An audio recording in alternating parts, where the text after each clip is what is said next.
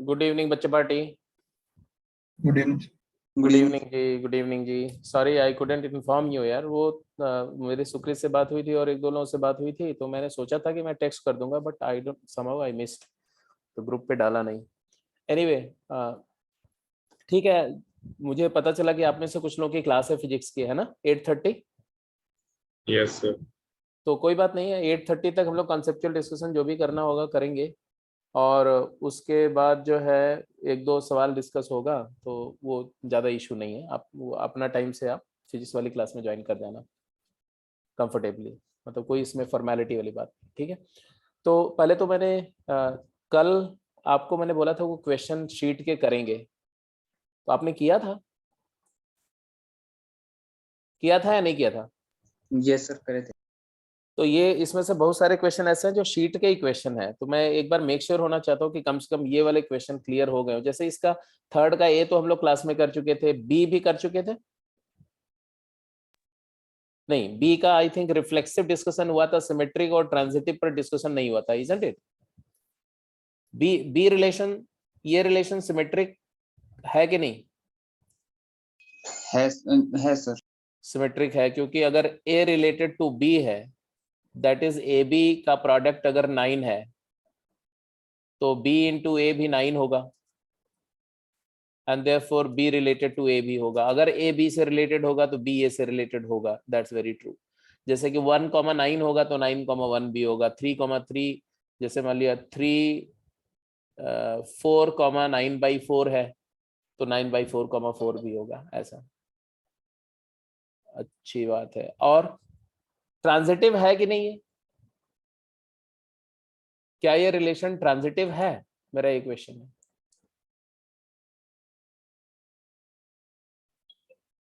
R2 relation transitive है या नहीं है? नहीं है अगर आप बोल रहे हो तो डेफिनेटली आपको काउंटर एग्जाम्पल देना पड़ेगा, है ना।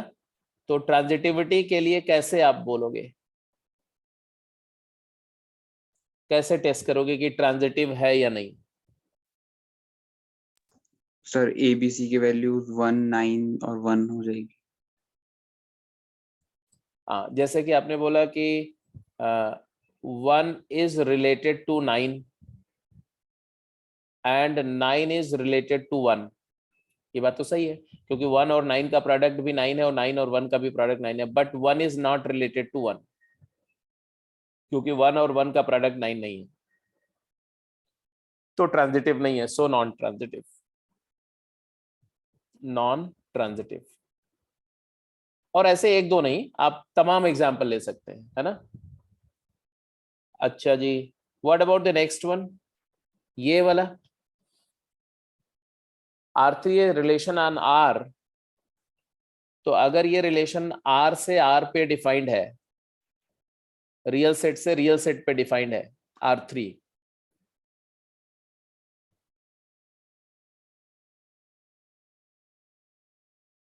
such that A B related to A, मतलब B is related to A if and only if, बोलो, A square minus 5AB plus 4B square 0,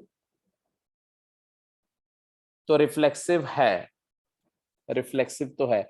अच्छा, ये जो एक्सप्रेशन, इसको देख रहे हो ध्यान से, ये फैक्टर हो रहा है क्या? Yes sir, a minus 4b into a plus b, a minus b, a minus b into a minus 4b equal to 0। Factor कर लेते हो ना, ज्यादा आसान हो जाता है इसको सिंप्लीफाई कर, मतलब कि समझना, मतलब either a is equal to b और a is equal to 4 times b। तो इस रिलेशन में वो ऑर्डर्ड पेयर होंगे जिनका y कोऑर्डिनेट x कोऑर्डिनेट के इक्वल है या y कोऑर्डिनेट x कोऑर्डिनेट का 4 टाइम्स है। तो फैक्चुअली इस रिलेशन को समझना है तो R3 रिलेशन तुम्हें उसमें कुछ इस तरह के ऑर्डर्ड पेयर होंगे, द इन्फिनिट मेनी पेयर्स, लेकिन कुछ इस टाइप के ऑर्डर्ड पेयर होंगे। कैसे टाइप के ऑर्डर्ड पेयर होंगे? तो इसमें ऑर्डर्ड पेयर कुछ आपको मिलेंगे 1,1, 2,2, ऐसे वाले ऑर्डर्ड पेयर मिलेंगे, और या 1,4, 2,8, 3,12, बट जरूरी नहीं कि इंटीजर ही हो, कोई भी रियल नंबर, मतलब बेसिकली आप ये बोलो तो x, x टाइप के ऑर्डर्ड पेयर होंगे और या x, 4x टाइप के ऑर्डर्ड पेयर होंगे। ये आपका स्ट्रक्चर है इस रिलेशन का। As a set of ordered pair अगर समझना चाहो तो ये वाली बात आपके दिमाग में होनी चाहिए। अब आप बात करते हैं कि ये रिलेशन रिफ्लेक्सिव नहीं है, तो क्लियर दिख रहा है नॉन रिफ्लेक्सिव है। कैसे, क्यों नॉन रिफ्लेक्सिव है, क्यों नॉन रिफ्लेक्सिव है बोलो? सर क्योंकि ए इज इक्वल टू 4b भी कंडीशन है सर, वो भी पॉसिबिलिटी हो सकती है तो सर। तो वहां से आ गया ना काउंटर एग्जांपल, मतलब A is equal to. Counter example नहीं आया ना बेटा, फिर वही इसका मतलब है कि जो मैंने बताया सब तो आपने मतलब भूल गए आप सब सारी बात। मैंने बोला रिफ्लेक्सिव होने के लिए A must be related to A, मैंने ये नहीं बोला A must be related to only A। x, x type के सारे ऑर्डर्ड पेयर होंगे इसमें कि नहीं, ये बताओ तुम। डज, मेरा क्वेश्चन है, does R3 contains ordered pairs x, x for Yes, all sir. x belongs to real number? ये बात सही है कि नहीं? Yes sir. इसका मतलब under this relation every real number is related to itself. Yes, sir. So R3 is reflexive. Is that clear? Yes, sir. या इसको ऐसे टेस्ट करने का तरीके पे जाते तो भी तो हो जाता। मैंने बोला let x, x let a related to a मान लो। This implies what? This implies a square minus 5a square plus 4a square is 0 for all a belongs to real. क्या ये बात गलत है? क्या ये बात गलत है? It is true. ए की कोई भी रियल वैल्यू हो, ये क्वांटिटी, ये इक्वेशन सेटिस्फाई हो रहा है कि नहीं हो रहा है? 5a square minus 5a square हमेशा 0 होगा। इसका मतलब है कि every real number satisfies this relation. तो every real number is related to itself. कोई भी रियल इनपुट दोगे वही वाला आउटपुट मिलेगा, हर रियल इनपुट से वो सेम आउटपुट मिलेगा। तो ये रिफ्लेक्सिव है। अब बात आती है ये सिमेट्रिक है कि नहीं। अगर इसका सिमेट्री टेस्ट करना हो तो क्या करेंगे आप? तो सिमेट्री टेस्ट करने में आप बोलेंगे कि let X related to Y. This implies क्या होता है? This implies y is equal to x और y is equal to 4x। So ये वाला रिलेशन तो सिमेट्रिक है, यहां से तो सिमेट्रिक पेयर बनेगा क्योंकि y अगर x से रिलेटेड है तो x y से रिलेटेड हो जाएगा, लेकिन यहां पर नहीं बनेगा। y x से रिलेटेड है, y अगर 4x है तो x not equal to 4y। This does not imply that x equal to 4y, rather ये इंप्लाई करता है x इज y बाई 4। तो मुझे यहां से दिख गया कि ये रिलेशन के वजह से जितने भी ऑर्डर्ड पेयर बनेंगे, देखो मैं दो बातें बता रहा हूं। पहली बात मैं ये बोल रहा हूं कि all the ordered pair which are formed by this condition are symmetric pairs, they will occur symmetrically.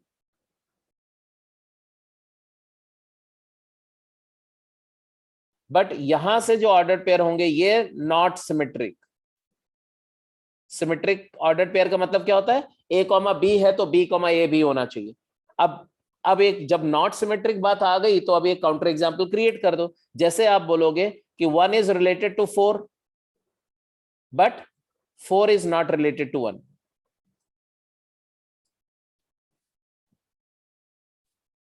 One is related to 4 but 4 is not related. x की वैल्यू 1 डालो तो y 4 आएगा। तो 1,4 जो है वो इस ऑर्डर पे वो रिलेशन R में है बट 4,1 नहीं है।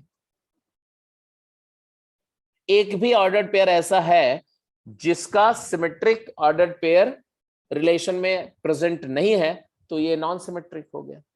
तो सिमेट्रिक नहीं है, रिफ्लेक्सिव है, सिमेट्रिक नहीं है, नॉट सिमेट्रिक। तो ट्रांजिटिव की बात करो, ट्रांजिटिव है कि नहीं? नहीं है सर। ट्रांजिटिव नहीं है, इसके लिए आप क्या बोलेंगे, आर्ग्यूमेंट क्या देंगे? सर 1, 4 और 16 के example. 1 related to 4 and 4 related to 16, but 1 is not related to 16. तो थोड़ा सा मतलब कि आप so non transitive, so not transitive, तो ये रिलेशन सिर्फ और सिर्फ रिफ्लेक्सिव है। रिफ्लेक्स। ये रिलेशन सिर्फ और सिर्फ रिफ्लेक्सिव है। क्या ये एंटीसिमेट्रिक है?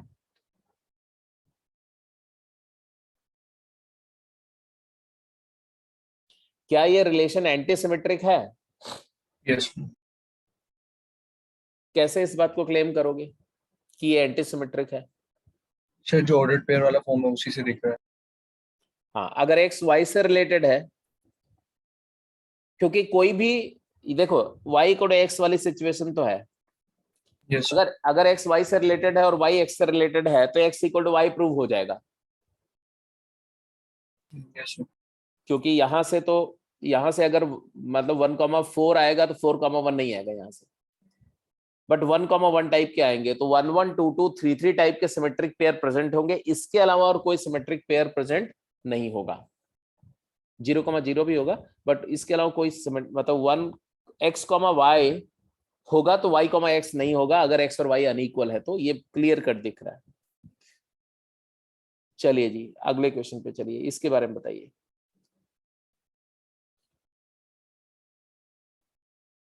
ये क्वेश्चन भी था गेम में, जो आपको गेम शेयर हुई है उसमें क्वेश्चन रहा होगा। Can you let me know how many of you have done it? आप में से कितने लोगों ने ये क्वेश्चन कर लिया है?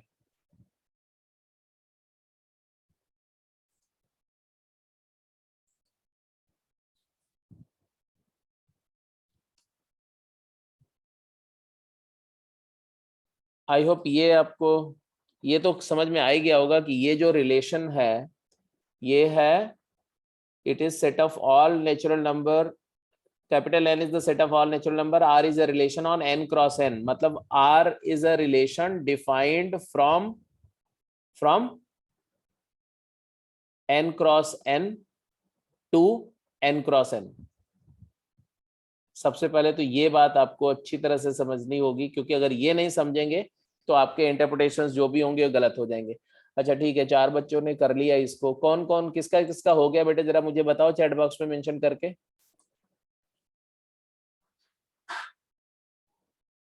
साकेत हो गया?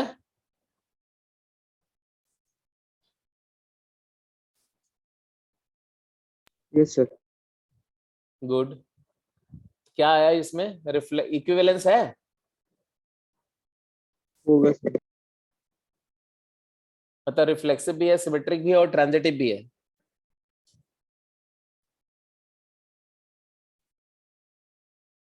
हैं? बड़े सोच सोच करके बोल रहे हो, मतलब कॉन्फिडेंस से नहीं बोल रहे तुम?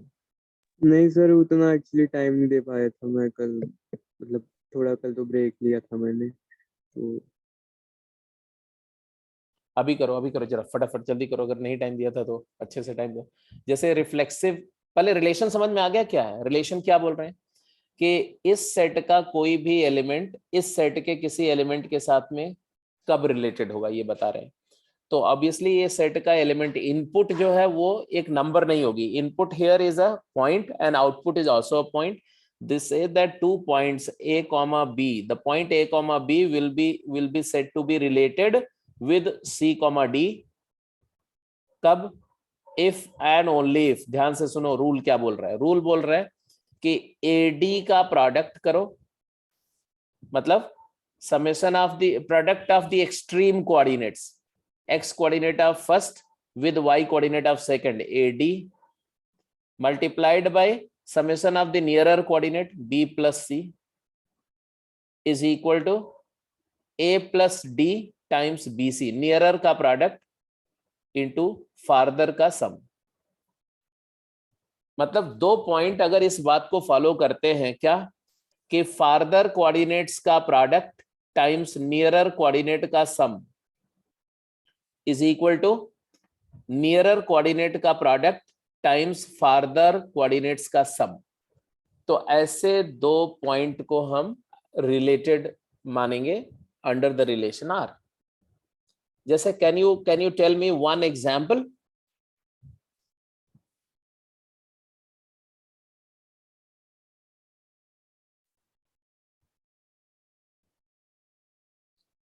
क्या मैं इसमें ऐसा बोलूं कि 1,2 will be related to 1,2, या ऐसा बोलो 1,2 से रिलेटेड होगा क्या? Yes sir. Yes sir. तो ऑब्वियस सी बात है कि 1 और 1 एक्सट्रीम का प्रोडक्ट 1 +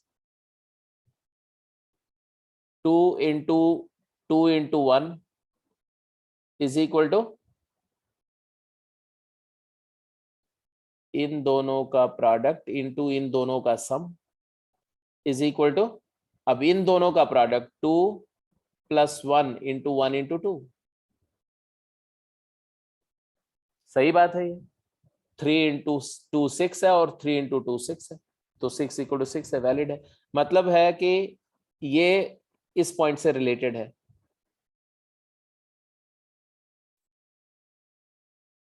अब आप बताओ कि इसका हमें टेस्ट करना है रिफ्लेक्सिविटी। तो रिफ्लेक्सिविटी टेस्ट करते समय आप क्या करेंगे? रिफ्लेक्सिविटी टेस्ट करते समय आप क्या करेंगे? तो मैंने आपको बताया B = D।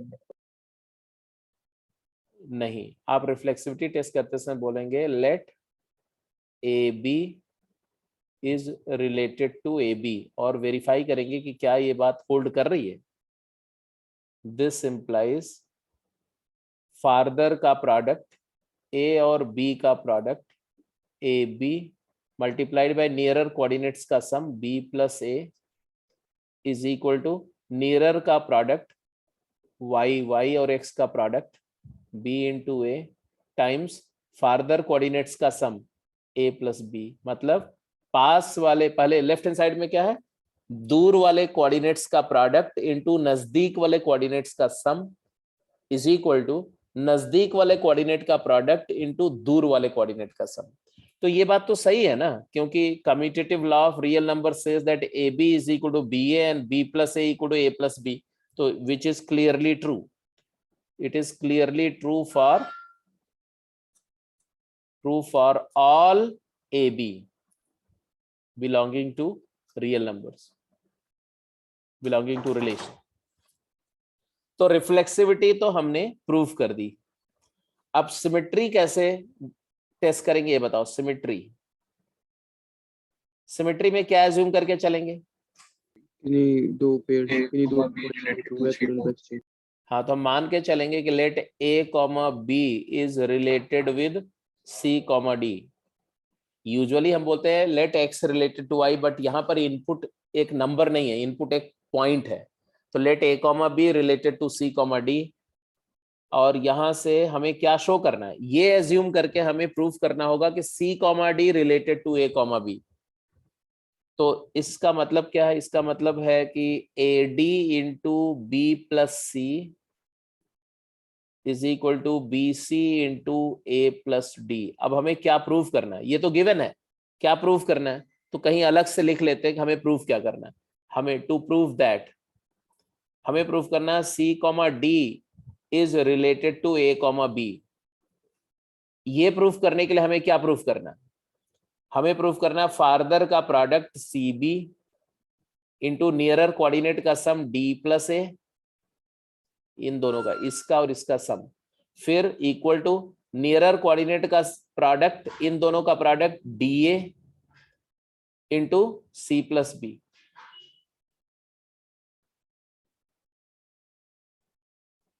यही प्रूफ करना है। AD × B + C is equal to BC × A + D।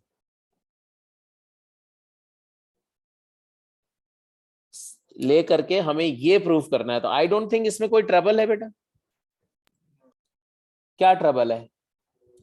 अगर मैं इसको ऐसे लिख दूं, ये BC है, राइट हैंड साइड को लेफ्ट में लाऊं, CB × D + A क्योंकि BC और CB सेम होता है, और A प्लस D को D प्लस A लिख सकते हैं, इज इक्वल टू AD को DA लिख सकते हैं, और B प्लस C को C प्लस B लिख सकते हैं। तो अगर ये सही है तो ये भी तो सही है, क्योंकि मैंने कुछ किया तो है नहीं, मैंने लेफ्ट इक्वल टू राइट को राइट इक्वल टू लेफ्ट लिख दिया, और कम्यूटेटिव लॉ इस्तेमाल किया प्रोडक्ट और एडिशन ऑफ रियल नंबर का, जो कि होल्ड करता है। तो अब इसके बाद में क्या है, इसका मतलब क्या है, इसका मतलब आया कि C, D is related to A, B। तो हमने स्टार्ट लिया, AB related to CD, prove किया CD related to AB, and therefore relation R is symmetric as well. Reflexive ही नहीं, सिमेट्रिक भी है। अब आज फाइनली बात आ जाती है, पहले सिमेट्री सबको समझ में आ गई कि नहीं? यस। हर एक पॉइंट खुद से रिलेटेड है इस रूल से। अगर कोई पॉइंट P किसी पॉइंट Q से रिलेटेड है तो Q पॉइंट P से भी रिलेटेड है थ्रू रिलेशन R, तो सिमेट्री भी हो गया। अब लास्टली आ जाते हैं हम ट्रांजिटिविटी पे। अब जरा ट्रांजिटिविटी आप प्रूव करो, मैं वेट कर रहा हूं आपके। ट्रांजिटिविटी इसकी इंटरेस्टिंग है ज्यादा। ये रिलेशन ट्रांजिटिव है कि नहीं, ये आपको बताना है। अगर है तो आपको प्रूफ करना होगा, और अगर नहीं है तो आपको एक काउंटर एग्जांपल देना पड़ेगा।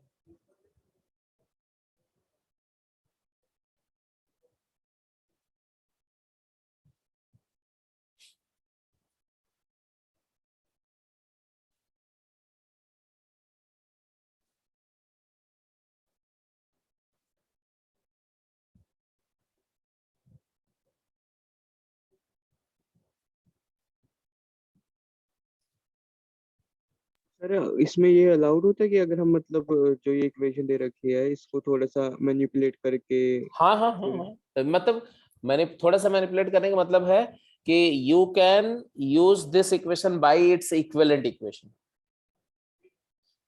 इसका इक्विवेलेंट इक्वेशन से यूज कर सकते हैं। इक्विवेलेंट तो समझते हो, इक्विवेलेंट इक्वेशन वो इक्वेशन होते हैं जिनके सेट ऑफ सॉल्यूशन सेम। अब जैसे यहाँ पर नेचुरल नंबर्स है, A, B, C, D सब नेचुरल नंबर्स है, तो डिवाइड करने का कोई इश्यू नहीं है। तो नेचुरल नंबर का जो अलजेब्रा है उसके अंदर कोई चीज रिस्ट्रिक्टेड तो है नहीं, commutative law, associative law, distributive law, division, multiplication सब अलाउड है। तो इसका मतलब है कि यहाँ पर हम हर वो ऑपरेशन परफॉर्म करके इस इक्वेशन को दूसरे फॉर्म में ले जा सकते हैं जो मैथमेटिकली वैलिड है, इसमें कोई इश्यू नहीं। जैसे डेफिनेटली आप स्टार्ट करोगे तो यही करोगे ना कि let A is related to B, मतलब AB is related to CD assume करोगे, and CD is related to EF assume करोगे, ऐसे तो करोगे। और इस अजम्पशन से आपको क्या शो करना है, आप क्या ट्राई करोगे प्रूफ करने का? Try to prove that AB will also be related to EF। अच्छा, जो आपने एज्यूम किया वो लिख दो यहाँ पर। इसका मतलब क्या है? AB रिलेटेड टू CD का मतलब तो दिया हुआ है, AD times B plus C is equal to BC times A plus D। एक इक्वेशन ये आपको पता है, और इसका मतलब क्या है? CF times D plus E is equal to CDE times C plus F। ये दो इक्वेशंस आपके पास है, जो है वो आपके सामने है। अब ये भी तो देख लो कि आपको प्रूफ क्या करना है, प्रूफ या डिसप्रूफ क्या करना है। तो लेट अस सी क्या प्रूफ करना है भाई, जरा मुझे बताओ। तो आपको प्रूफ करना है क्या? AF into B plus E is equal to BE into A plus F। हाँ, AF into B plus E is equal to BE into A plus F, ये प्रूफ करना है। तो अब तो सीधी सी बात है बेटा कि अगर ये रिलेशन जो आपको चाहिए और वो जो आपको गिवन है, इन दोनों को अगर ध्यान से देखो, इसको देखो और इन दोनों को देखो, तो तुम्हें कुछ न कुछ तो आइडिया मिलेगा कि आपको क्या चाहिए, क्या हटाना है वगैरह वगैरह। जैसे ये और ये, इसमें A B C D E F सारे इन्वॉल्व हैं, जबकि इसमें कौन कौन से नहीं है? सी डी नहीं है ना, सी डी, सी और डी दो वेरिएबल, इन दोनों इक्वेशन से सी और डी को एलिमिनेट करके ये लाना है आपको। अगर ला दिया तो प्रूव हो जाएगा। अब वो देखो कि कैसे आप आसानी से ला सकते हो।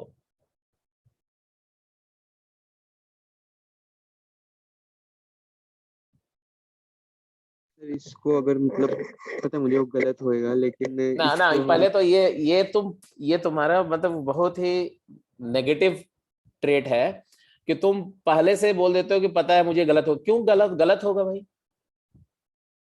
नहीं सर, रोज वो मेथड में ये है ना, वो नीचे डिनोमिनेटर में सी माइनस डी आ जाता है इस टाइप से। तो फिर यहाँ पे तो ये फिर कर ही नहीं पाएंगे हम, क्योंकि सी इज इक्वल टू डी तो हो ही सकता है मतलब। नहीं, तुम कर क्या रहे हो ये बताओ पहले। सर मैं ये जो इक्वालिटी है उसको चेंज करा था थोड़ा सा, फिर वो डिवाइड और मतलब उस टाइप से आ जाता, फिर वहां से हो जाता। नहीं, तुमने इसको, इस वाले को ऐसा लिखा, पहले वाले को तुमने लिख दिया कि b plus C upon B सी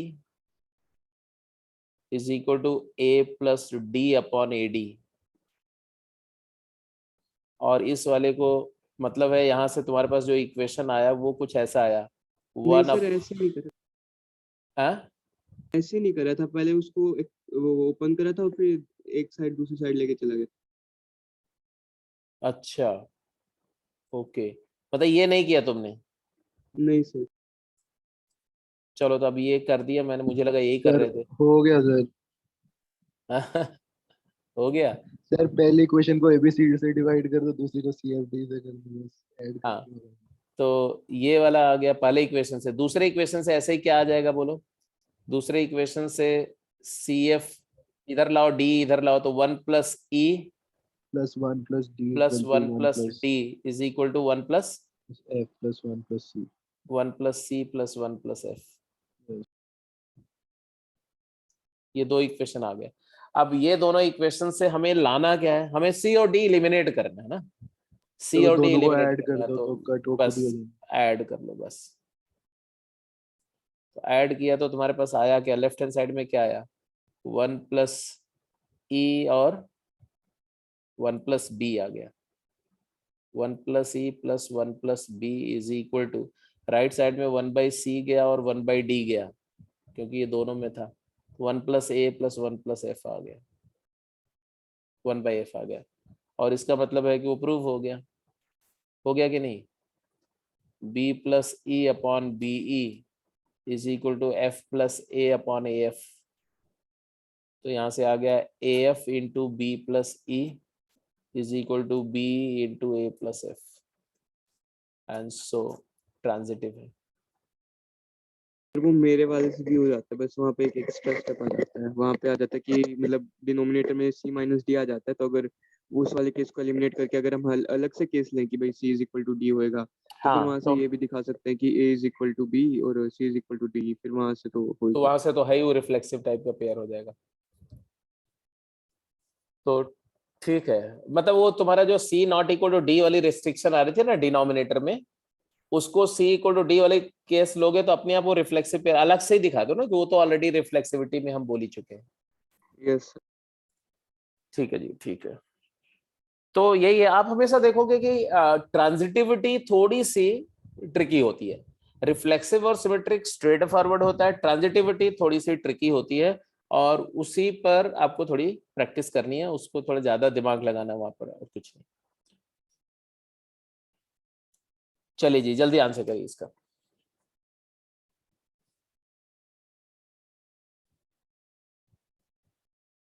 बोल रहे for a real number x and y we write x related to y if and only if x square minus y square plus root 3 is an irrational number, then show that the relation R is reflexive, then relation R is reflexive है, symmetric है, transitive है, या इनमें से कोई दो है या तीनों है, ये बताना है आपको। जल्दी, क्विक।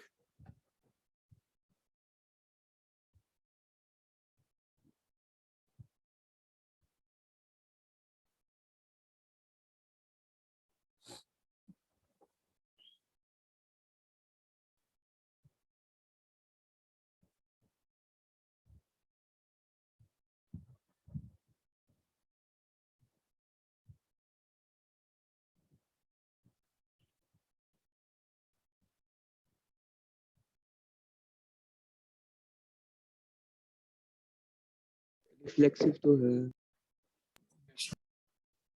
रिफ्लेक्सिव है। Well done. सिमेट्रिक नहीं है।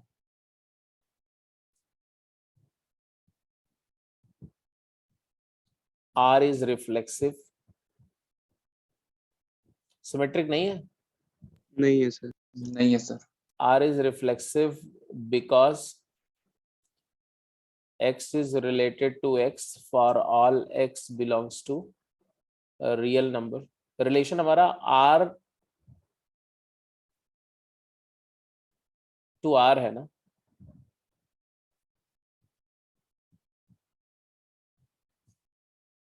क्यों? क्योंकि x square minus x square plus √3 is equal to √3 which is an irrational number. यही प्रूव करना है कि अगर x रिलेटेड टू y है तो x square minus y square plus √3 की वैल्यू इरेशनल होनी चाहिए, एंड इट इज ट्रू।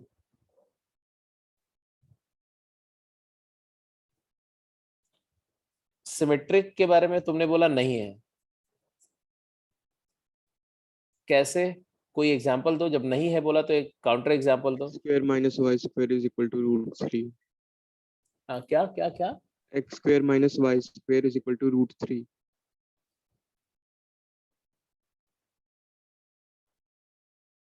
ये मैं समझा नहीं, क्या बोल रहे हो तुम? नहीं, कोई ऐसे मतलब एक्स और वाई ले ले हम कि भाई एक्स लो स्क्वायर माइनस वाई स्क्वायर। लो ना। सर x0 ले लो, y3 की पावर 1/4 ले लो।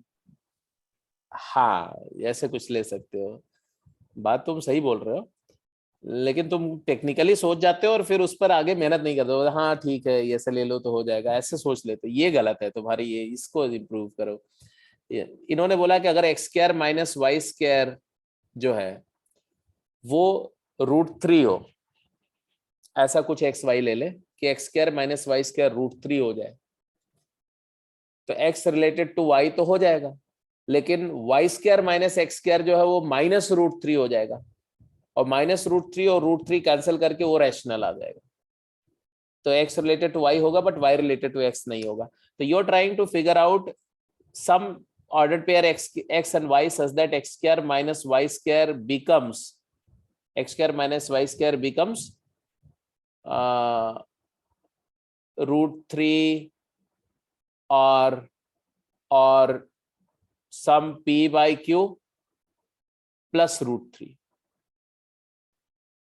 ऐसा भी हो सकता है, एक रैशनल पार्ट कुछ हो, इरेशनल पार्ट उसका √3 हो जाए। तो उसका एक काउंटर एग्जांपल तो क्लियर समझ में आ गया कि 3 की power 1/4 is related to 0. Do you agree or not? क्योंकि इसका स्क्वायर करेंगे तो √3 आएगा, √3 minus 0 plus √3, 2√3 is a, because √3 minus 0 plus √3 belongs to irrational number, but 0 is not related to 3 to the power 1/4, and therefore non-symmetric. Therefore R is not symmetric, symmetric नहीं है।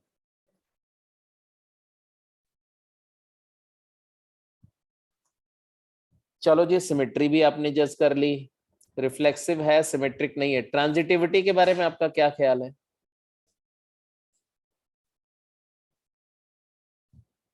ये transitive है या नहीं? नहीं है सर। कैसे? सर अगर x y z की वैल्यू उसको x की value x is equal to 2⁴ y को तो 1 रख लो और z को भी 2⁴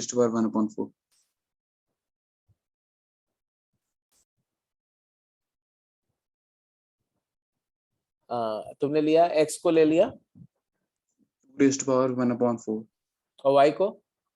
y को तो 1, कुछ भी ले लो, वैसे y का तो फर्क नहीं पड़ता। तो x को ले लिया तुमने 2 की पावर 1/4, मतलब 2 की पावर 1/4 इज रिलेटेड टू 0। 3 की पावर 1/4 भी लेके चल सकते हैं क्या? Yes sir, anything raised to power 1/4 है उससे आगे। 3 की पावर 1/4 अगर ले लें तो 3 की पावर 1/4 इज रिलेटेड टू 0, ये बात तो बिल्कुल सही है ना? Yes, sir. And 0 is related to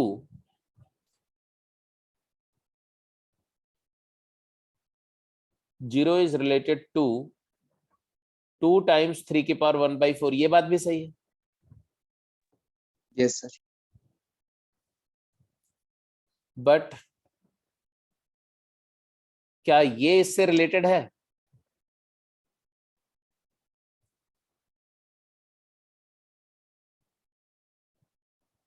three की पावर 1/4 2 टाइम्स 3 की पावर 1/4 से रिलेटेड है? हाँ है। अच्छा, इसको √2 कर दो यार, ये लो। तो मैंने देखा कि ये तो रिलेटेड है भाई, और ये भी रिलेटेड है। मानते हो कि नहीं मानते हो? अरे इसको Yes. देख लो यार, ये √3 माइनस 0 प्लस √3, ये इरेशनल नंबर है। और इसमें जाओ तो 0 का स्क्वायर 0 माइनस 2 टाइम्स 3 की power 1/4, 2 times √3, 2 times √3 plus 2 plus √3, ये भी इरेशनल नंबर है, ये भी इरेशनल है। बट क्या हम ये बोल सकते हैं कि 3 की power 1/4 is related to √2 times 3 की पावर 1/4? क्या ये बात सही है?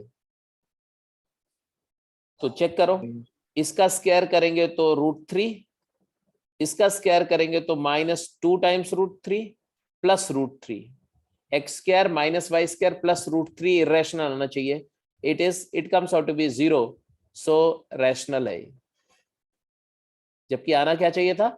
इरेशनल। इसका मतलब है कि हमने देखा कि ये रिलेशन होल्ड नहीं कर रहा है, 0 इज इरेशनल।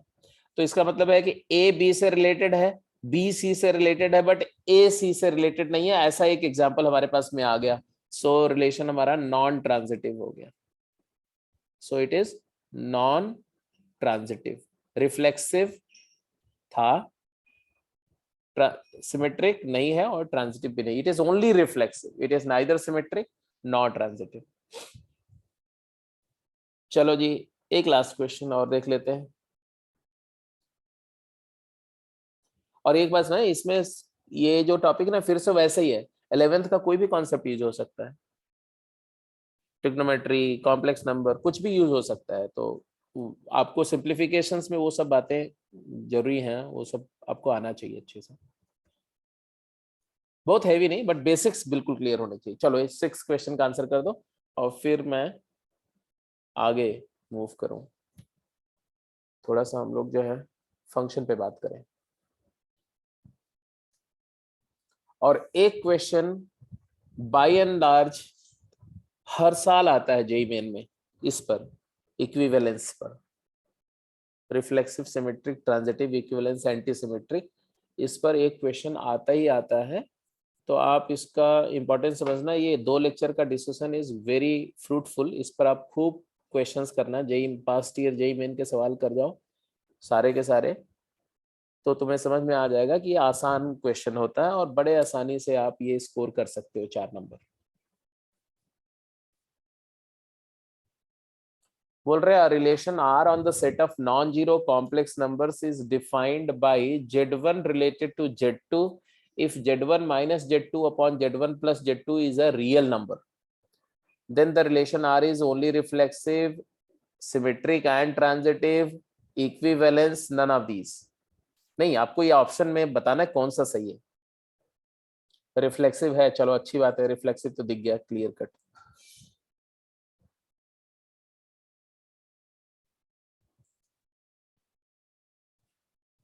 सिमेट्री और ट्रांजिटिविटी भी टेस्ट कर लो।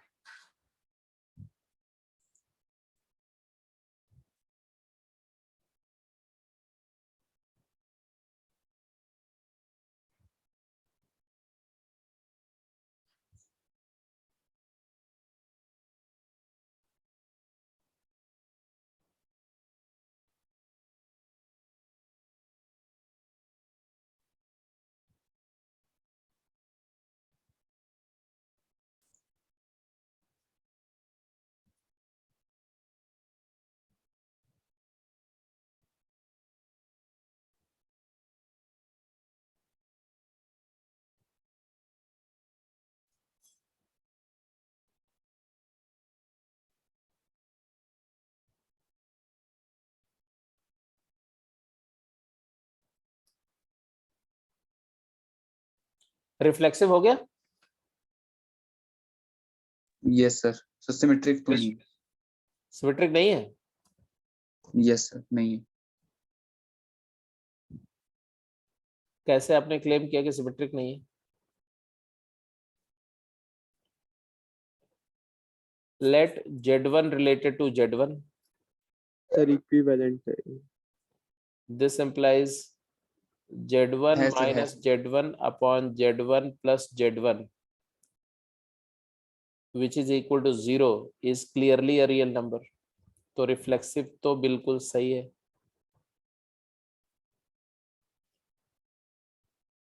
सो रिफ्लेक्सिव हो गया हमारा रिलेशन।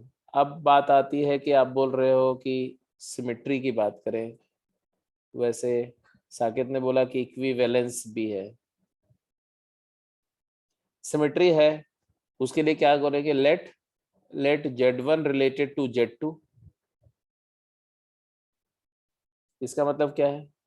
इसका मतलब है कि Z1 minus Z2 upon Z1 plus Z2 real number.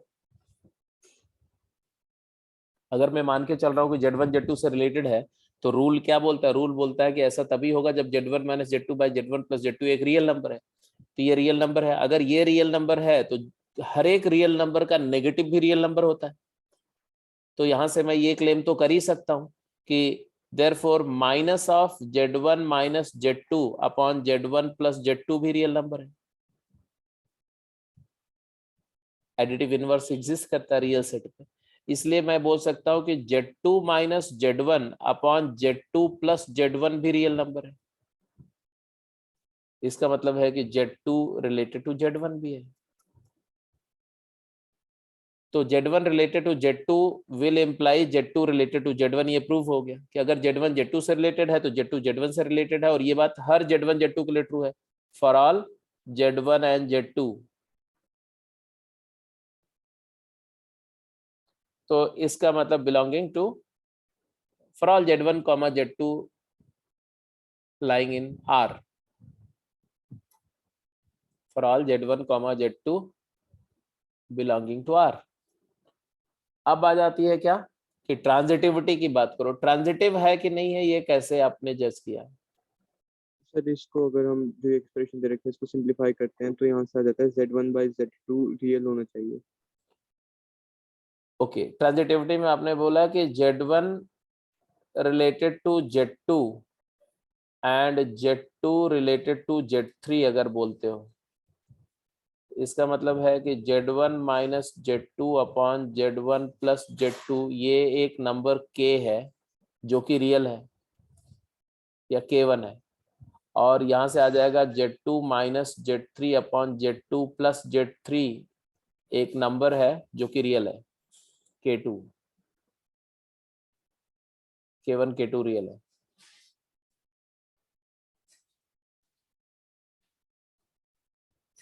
अब यहाँ से ऑब्जर्वेबल बात ये है कि इसका मतलब क्या? इसका मतलब होता है अगर मैं कंपोनेंडो डिविडेंडो लगा दूं यहाँ पर, तो numerator plus denominator by numerator minus denominator करो तो आ जाएगा Z1 upon Z2 is equal to, बोलो, K1 plus 1 upon 1 minus K1। आएगा कि नहीं?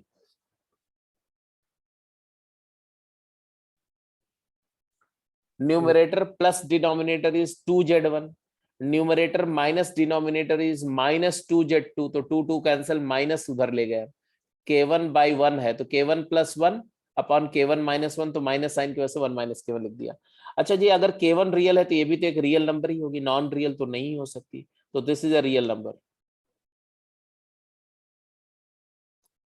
मतलब है Z1 Z2 से रिलेटेड है जब Z1 बाई Z2 रियल है।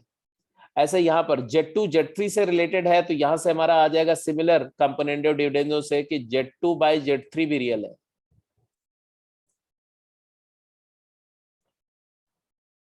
और ये अगर रियल है और ये रियल है तो दो रियल नंबर का प्रोडक्ट भी रियल होता है, तो Z1 by Z2 multiplied by Z2 by Z3 भी रियल होगा।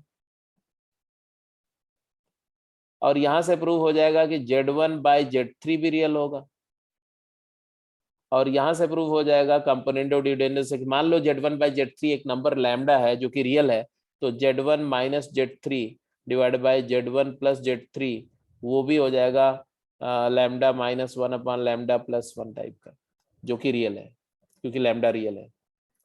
मैं इसको लैम्डा ले लिया, लैम्डा।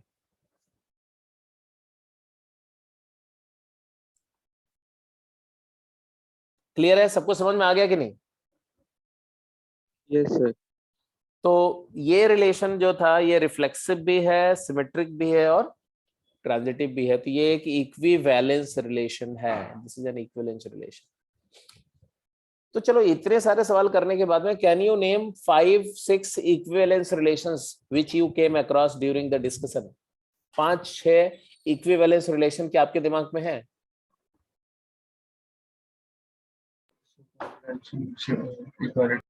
हाँ,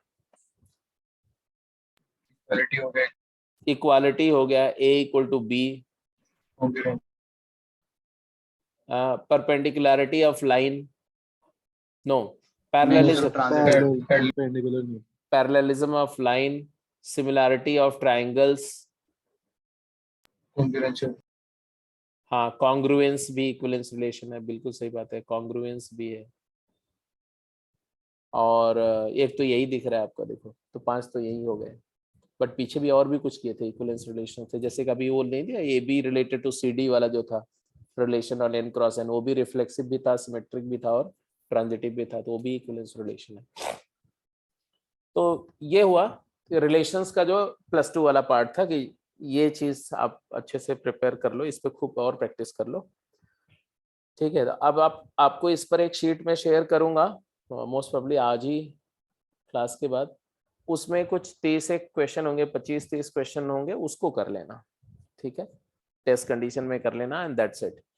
अब हम आते हैं फर्दर। फंक्शन में हमने 11th में क्या क्या किया था और फंक्शनैलिटी क्या है, मतलब when does a relation is function?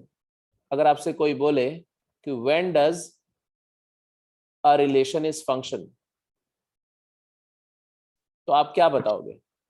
जब सर फर्स्ट सेट के हर एलिमेंट के करस्पॉन्डिंग कुछ ना कुछ आउटपुट आए। किसी रिलेशन को फंक्शन होने की क्या कंडीशन है? तो देखो, दो बातें, एक तो ये आपको याद होगा कि फंक्शन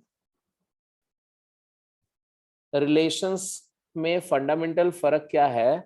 रिलेशन तो कोई भी दो वेरिएबल के बीच में रिलेशन होगा कुछ न कुछ, बट फंक्शन होने के लिए वो जो उनके बीच जो कनेक्टिविटी है वो कुछ ऐसी होनी चाहिए जो इंसान इस्तेमाल कर सके। मतलब relation can be any machine, that machine can be, क्योंकि मशीन, अगर मशीन वाला जो कॉन्सेप्शन है रिलेशन का उससे जाओ, तो हर एक रिलेशन एक मशीन है जिसमें आप कुछ इनपुट दे रहे हैं और ये मशीन कुछ आउटपुट जनरेट कर रही है। आउटपुट Y सेट से और इनपुट उसके अपने सेट से। तो रिलेशन का कॉन्सेप्ट यही है कि it is a machine from set X to set Y।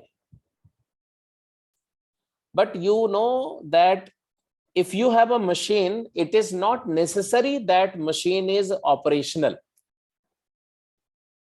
Machine operational भी हो सकती है और मशीन नॉन ऑपरेशनल भी हो सकती है, खराब भी हो सकती है। जैसे आपके घर में तमाम मशीन्स हैं, फैन है, रेफ्रिजरेटर है, फोन है, टीवी है ना, ऐसे तमाम गैजेट्स आप यूज कर रहे हैं जो इलेक्ट्रॉनिक होंगे और नॉन इलेक्ट्रॉनिक मशीन्स भी होंगी। ओके, अब जूसर, ग्राइंडर, ये सब कुछ मशीन है। हर एक मशीन का कॉन्सेप्ट बड़ा सिंपल है कि आप कुछ इनपुट प्रोवाइड कर रहे हो और कुछ आउटपुट मिल रहा है। कभी कभी मशीन को आप बोलते हो फंक्शनल है और कभी बोलते हो मशीन नॉन फंक्शनल है। दोनों में फर्क क्या है? फर्क ये है कि अगर मशीन फंक्शनल है तो उसके अंदर कुछ कैरेक्टरिस्टिक होगी ना। वो क्या कैरेक्टरिस्टिक है? कैरेक्टरिस्टिक ये है कि आप उसका गिवन इनपुट से एक इनपुट दे रहे हो तो उससे आउटपुट मिले, क्योंकि ऐसी कोई मशीन हो जिसमें आपने इनपुट दिया और आउटपुट नहीं आया तो आप क्या बोलोगे, मशीन फंक्शनल है? नहीं, आप बोलोगे मशीन खराब है। फैन है, स्विच ऑन किया और उसकी ब्लेड्स अगर नहीं घूम रही हैं तो आप क्या बोलोगे, मशीन खराब है। अच्छा जी, फैन है, 4 मोड में या 5 मोड में काम करता है, पहला उसका रेगुलेटर को घुमाया तो चलने लगा, दूसरे पर चलने लगा, तीसरे पे चलने लगा, चौथे पे नहीं चल रहा है, आप क्या बोलते हो, मशीन खराब है। क्यों? क्योंकि ऑल्दो करंट 1 पे चल रहा है, जब करंट आपने थोड़ी बढ़ाई तो भी चल रहा है, करंट थोड़ी और बढ़ाई तो भी चल रहा है, लेकिन जो चौथा करंट का ऑप्शन है उसके कॉरस्पॉन्डिंग आउटपुट नहीं मिल रहा है। तो एक भी इनपुट ऐसा हुआ जिसके कॉरस्पॉन्डिंग आउटपुट नहीं मिल रहा है तो आप बोलते हो कि मशीन खराब है। आप ये थोड़ी बोलते हो कि मशीन ही नहीं है, आप ये थोड़ी बोलते हो कि फैन ही नहीं है। फैन है मतलब रिलेशन है, लेकिन फैन ऑपरेशनल है मतलब वो फंक्शन है। तो एक कंडीशन तो ये क्लियर है कि for every input there has to be an output, for each input there is an output, ये पहली कंडीशन है। दूसरी कंडीशन क्या थी? दूसरी कंडीशन ये है कि वो जो मशीन होनी चाहिए वो किसी गिवन इनपुट से मल्टीपल या मोर देन 1 आउटपुट जनरेट नहीं करना चाहिए, नहीं तो प्रॉब्लम हो जाएगा ना, कॉम्प्लेक्सिटी आ जाएगी। उस केस में प्रेडिक्टेबिलिटी का लॉस हो जाएगा, आपको पता ही नहीं होगा कि क्या बनने वाला है, क्या आने वाला है। तो एक इनपुट के कॉरस्पॉन्डिंग एक ही आउटपुट आना चाहिए। For each input there is an output and for each input there is exactly 1 output.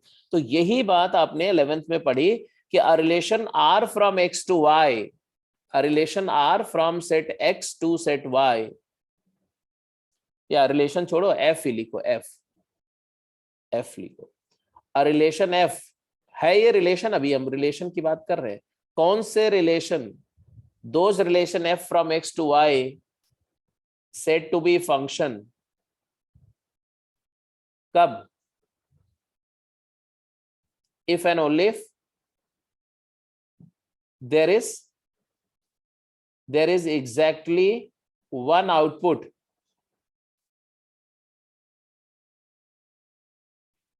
for each input। ये बात बहुत ही कॉम्पैक्ट और बहुत ही सिंपल है। इसमें मैंने दोनों कंडीशंस डाल दी, देखो क्या, for every input there has to be an output और एग्जैक्टली 1 आउटपुट।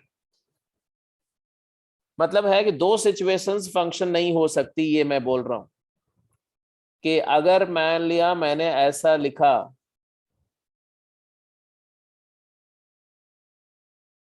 कुछ पॉसिबिलिटीज मैं आपको दिखा रहा हूं सेट X से सेट Y पर। ये सारा डिस्कशन हम लोग 11th में कर चुके हैं, आपने 11th में पढ़ा होगा कि अगर यहाँ x1 है, x2 है, x3 है, यहाँ पर y1 है, y2 है, y3 है, और x1 से आउटपुट आया y1, x2 से आउटपुट आया y2 और x3 से आउटपुट नहीं आया, तो हम बोलेंगे ये फंक्शन नहीं है, it is not a function, ये रिलेशन नॉन फंक्शनल हुआ, नॉट अ फंक्शन।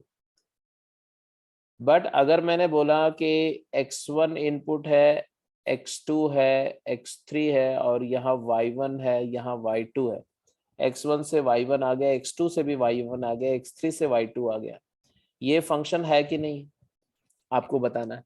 अगर मैंने बोला x1 है, x2 है, x3 है, x4 है, यहाँ पर y1 है, y2 है, y3 है, y4 है, तो मैंने बोला x1 से y1 आउटपुट आ गया और x2 से y2 आउटपुट आ गया, x2 से y3 आउटपुट आ गया और x3 से y4 आउटपुट आ गया। अब मुझे बताओ कि ये रिलेशंस में कौन सा, ये f1 है, ये f2 है और ये f3, इनमें से कौन सा फंक्शन है, कौन सा नहीं है? तो आप बोलते हो, हाँ, तो ऑब्वियस सी बात है, आप बोलते हो कि ये वाला फंक्शन नहीं है, ये वाला फंक्शन नहीं है और ये वाला फंक्शन है। क्यों बोलते हो?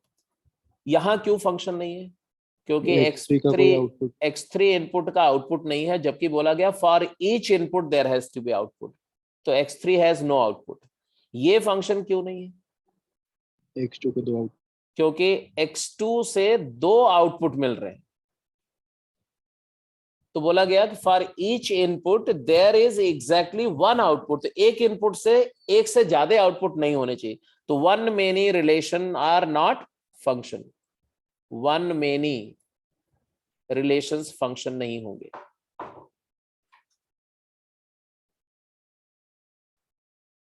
तो जो 4 तरह के रिलेशन होते हैं ना, one many and one many और मेनी ये दोनों फंक्शन नहीं होंगे। मेनी भी फंक्शन नहीं होगा, क्योंकि मेनी में वन मेनी भी होता है। तो फंक्शनैलिटी का ये कहानी थी जो आपने 11th में पढ़ी थी। और फिर आपने ये भी पढ़ा था कि फंक्शनैलिटी में, मैं जस्ट रिकैप कर रहा हूं सो दैट सारी बातें रिफ्रेश हो जाए, ठीक है। तो फंक्शनैलिटी ऑफ अ रिलेशन जब आपने बोला तो 2 कंडीशन इसकी समझ में आएगी ना? दोनों कंडीशन क्लियर है? For each input there is output, पहली कंडीशन है। अच्छा, व्हाट इज आउटपुट? किसी आउटपुट को आउटपुट कब बोलते हैं? जब वो उस रिलेशन से जनरेट हो और वो कोडोमेन में लाई करे, ठीक है। और दूसरी कंडीशन क्या है? दूसरी कंडीशन है for no input there is more than 1 output, there is more than 1 output. कोई इनपुट ऐसा नहीं होना चाहिए जिससे 2 इमेजेस या 2 आउटपुट्स या 2 से ज्यादा आउटपुट क्रिएट हो रहे हो। जैसे अगर मैं कुछ एग्जांपल लूं, एक मैंने लिया कि y स्क्वायर इक्वल टू, एक ऐसे लेता हूं मैं, ठीक है, y is equal to 3 minus x। एक लिया y is equal to x square. एक लिया y square is equal to x। और एक ले लिया मैंने, सपोज करो y square plus x square is equal to 4। आपको बताना है इनमें से कौन सा रिलेशन फंक्शन है, which of these relations are function.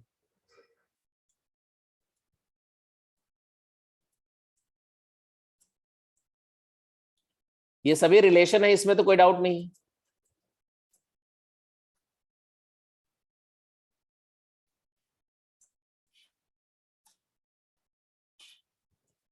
ये सभी के सभी रिलेशन है, इसमें तो कोई डाउट नहीं है। सर सीओडी तो फंक्शन है नहीं, क्योंकि वो मैन्युअल। अभी मैं, चलो ये पहले हटा दूं, ये तो इतनी बात तो आपको समझ में आ गई है, तो let me get it finished. अब यहाँ बात हो रही है कि यूजुअली ये जो हमने फंक्शन डिफाइन किए हैं, तो कोई भी फंक्शन अगर आप डिफाइन कर रहे हो सेट एक्स से सेट वाई में, तो उसको हम 4 तरीके से रिप्रेजेंट करते हैं, आपको पता है ना? Analytically,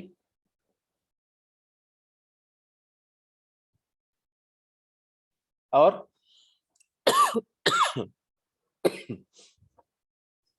as set of ordered pair,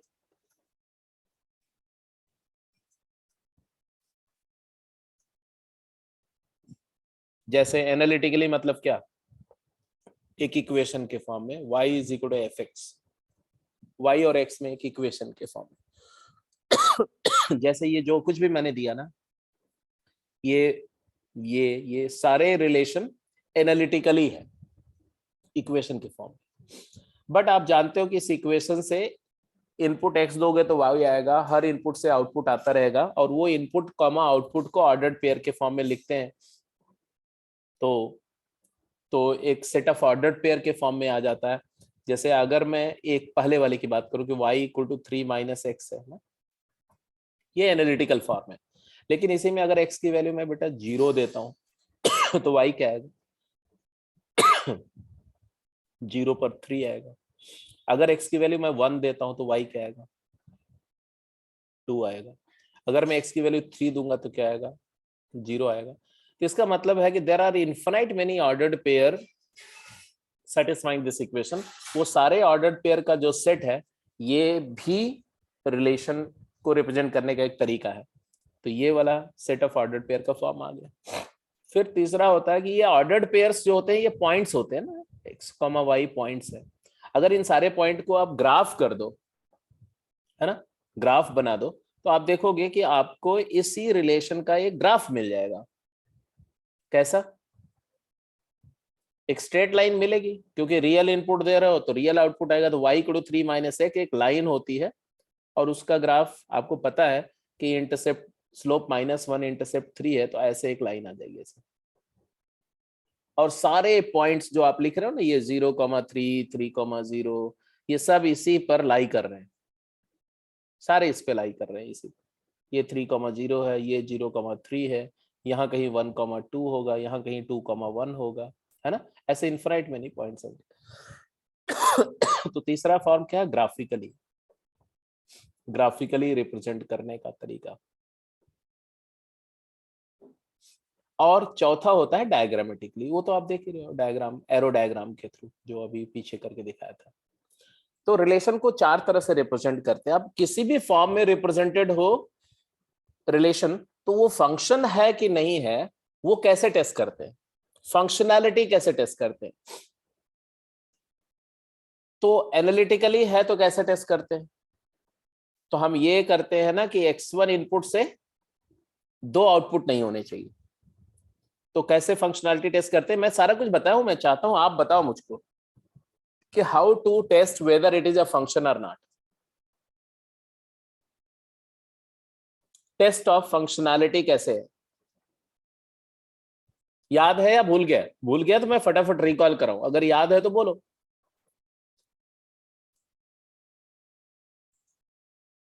hello. Sir analytically तो कोई वो x1 और x2 एज्यूम करके हम ये दिखा देते थे कि भाई कुछ ऐसा। चलो, मतलब है कि पूरी बातें अच्छे से, हाँ ठीक है, सही बोल रहे हो तुम। तो मैं जल्दी जल्दी फटाफट बता देता हूं चारों तरीके से, ठीक है। टेस्ट आप ऐसे लिख देंगे प्लीज, फटाफट जल्दी से लिखिए। Test of functionality, test of functionality. But I would say that please अपना नोट्स को रिवाइज कर लेना इसके बाद। टेस्ट ऑफ फंक्शनैलिटी अगर करना होगा तो आपको क्या करना हो, तो एनालिटिकली अगर है तो कैसे करेंगे, पहले ये देखो।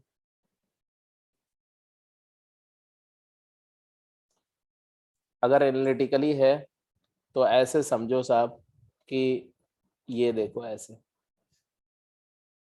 मान लो x1 इनपुट है और उससे आउटपुट आया y1, तो आप y1 = f(x1) बोलते हो, है ना। और अगर x2 इनपुट दिया और उससे आउटपुट आया y2, तो y2 को आप बोलते हो f(x2). ये तो आपको पता ही है।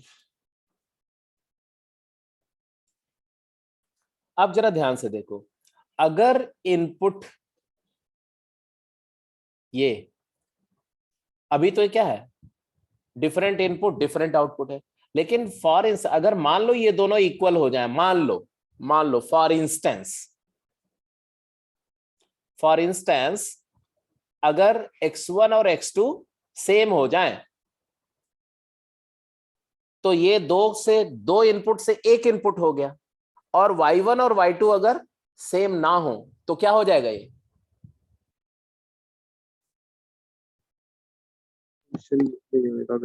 Late x1 = x2 and therefore, हाँ, x1 और x2 सेम हो जाए and then try to relate y1 and y2.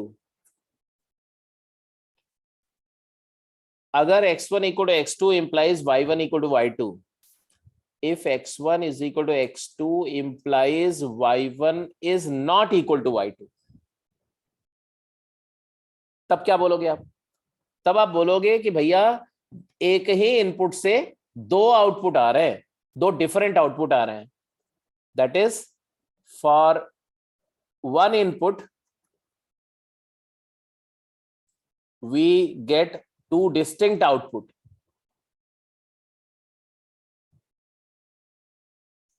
तो क्या ये रिलेशन फंक्शन होगा? No sir. नहीं नो सर। तो आ जाएगा कि then f is not function. F is not function.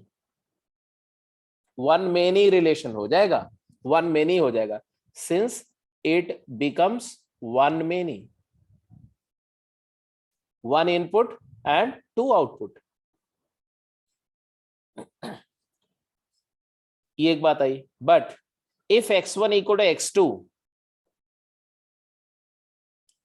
implies y1 equal to y2, अगर ऐसा आ गया तो इनपुट इक्वल मानने से आउटपुट इक्वल प्रूव हो गया, तब क्या बोलोगे आप? तब आप बोलोगे, हाँ तब बोलोगे कि this implies f cannot be, f can't be one many. f of one many relation नहीं हो सकता, क्योंकि जब जब x1 और x2 सेम हो रहे हैं तो y1 इक्वल टू y2 भी सेम हो जा रहा है. तो सेम इनपुट, दो इक्वल इनपुट हो गए तो आउटपुट डिफरेंट नहीं हो सकते. तो वन मेनी वाला पॉसिबिलिटी रूल आउट हो गया. तो one many is ruled out and therefore it is function.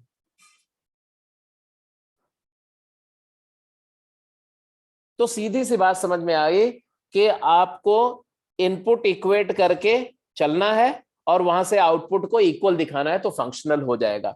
जैसे आपका पहला केस था y is equal to 3 - x, तो हमने क्या बोला? This implies x1 equal to x2 लिया.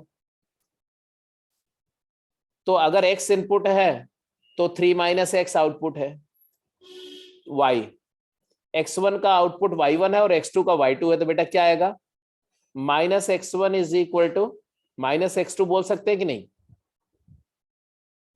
Yes. अब दोनों साइड 3 ऐड कर दो तो 3 - x1 को 3 - x2 बोल सकते हैं कि नहीं बोल सकते? अगर 3 - x को y बोल रहे हैं तो 3 - x1 को y1 बोलेंगे, 3 - x2 को y2 बोलेंगे, तो यहां से आ गया y1 इक्वल टू y2. आया कि नहीं आया? जल्दी बोलो. Yes. तो Yes, sir. इनपुट सेम है तो आउटपुट भी सेम हो गया. इसका मतलब है कि क्या हो गया कि ये relation y is equal to 3 - x एक फंक्शन है. It is function. इसको लीनियर फंक्शन बोलते हैं, आपको पता ही है, लीनियर पॉलिनोमियल फंक्शन. तो इसको तो हम बाय नॉलेज, बाय एक्सपीरियंस भी बोल सकते हैं. It's a linear polynomial function.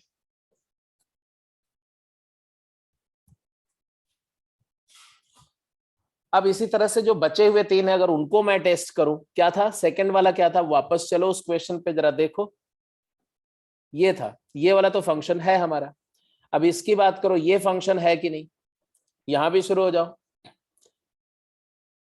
ठीक है, ठीक है. तुम मतलब अगर फिजिक्स की क्लास में जाना चले जाओ, मैं इसी यही 3-4 केसेस डिस्कस करूंगा. ठीक है, और वो बेसिकली रिवीजन ही हो रहा है 11th वाले पोर्शन का, तो इसको डिस्कस करके मैं खत्म करूँ. फंक्शनैलिटी के आगे कुछ नहीं डिस्कस करेंगे यार. कल की क्लास में हम लोग डिस्कस करेंगे इंक्रीजिंग डिक्रीजिंग फंक्शन और उसके एप्लीकेशन. तो नथिंग टू वरी, आप आराम से फिजिक्स वाली क्लास के लिए मूव कर जाओ. I will take only 5 more minutes, that's it.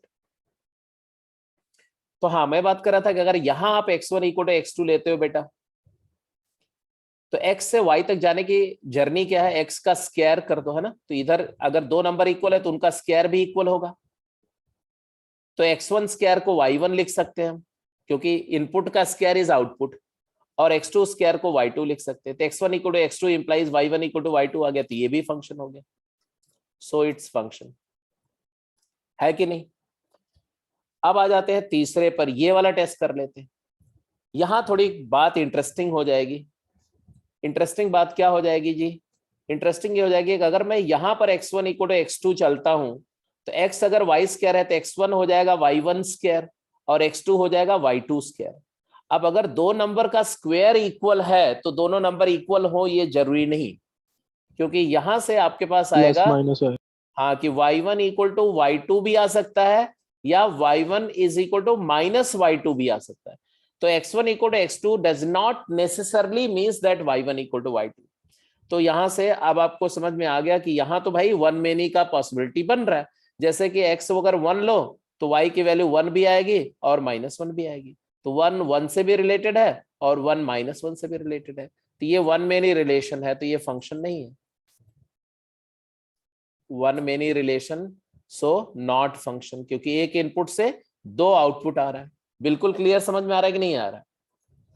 अब आपको थोड़ा समझ में, जहां कहीं भी देखो y में अगर आउटपुट में इवन पावर आ गई, y स्क्वायर, y की पावर 4, y की power 6, mod y, cos y, तो जहां कहीं भी आउटपुट में y आउटपुट में इवन आ गया, वहां पर हमेशा एक इनपुट से 2 आउटपुट की पॉसिबिलिटी आ जाएगी और वो फंक्शन नहीं होंगे। जैसे ये भी फंक्शन नहीं है, आपको समझ में आ रहा होगा, ये वाला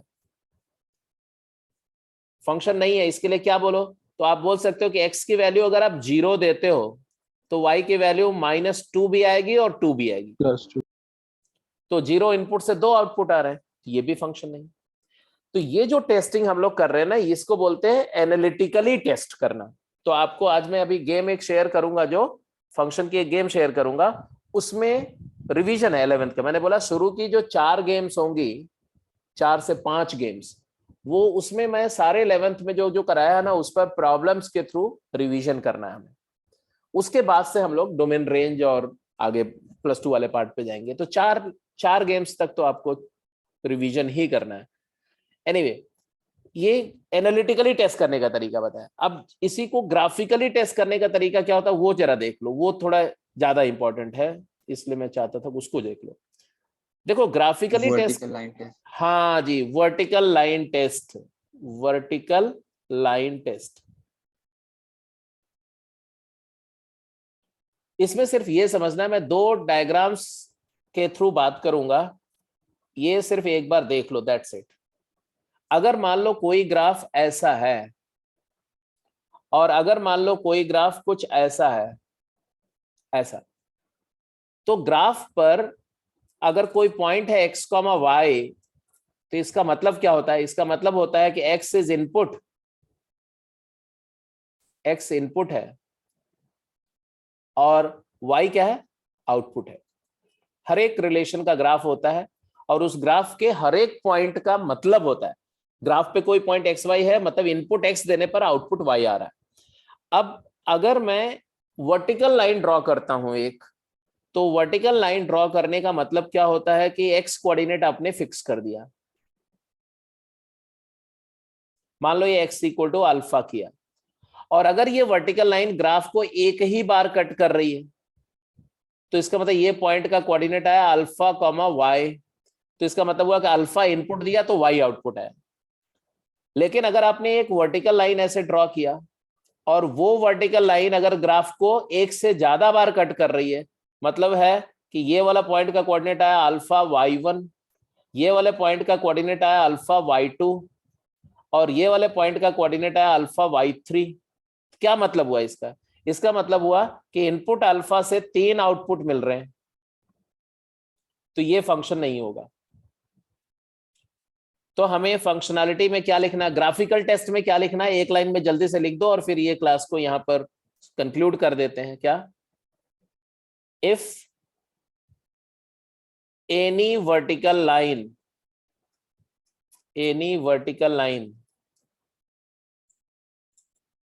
x is equal to k for all k belonging to domain of function cuts the graph of relation, domain of relation f को cuts the graph of relation, क्योंकि हर एक रिलेशन का ग्राफ होता है। तो अगर आपको ग्राफ पता है और x = k vertical line graph को एग्जैक्टली वंस, एक बार कट कर रही है, then relation f is function. तो कोई भी वर्टिकल लाइन x = k की हर वैल्यू के लिए जो डोमेन में है, अगर ग्राफ ऑफ रिलेशन को सिर्फ और सिर्फ एक बार कट कर रही है तो वो रिलेशन फंक्शन बोला जाएगा।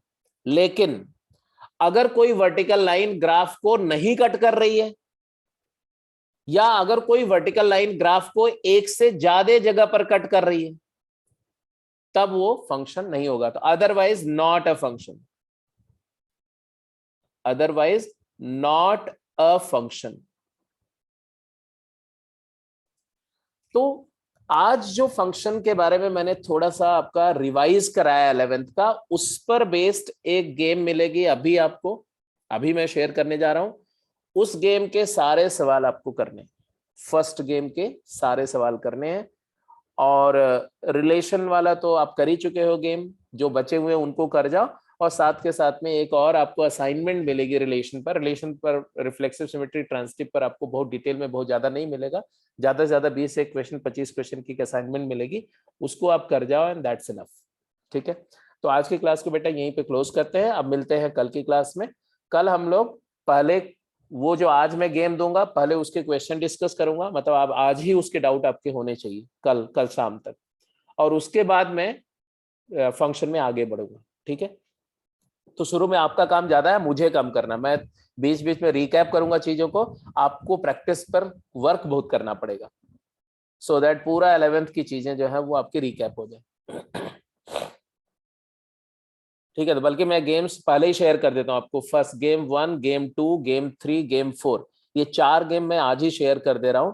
और आप जो है मेरा वेट नहीं कर रहा, उसको करते जाओ और आप डाउट शेयर करते रहो ऐसा करके। ठीक है जी, so let me close the call for today, see you tomorrow. कल की क्लास का टाइम आपका 7 to 9 है, 7 to 8:30 है। ओके जी।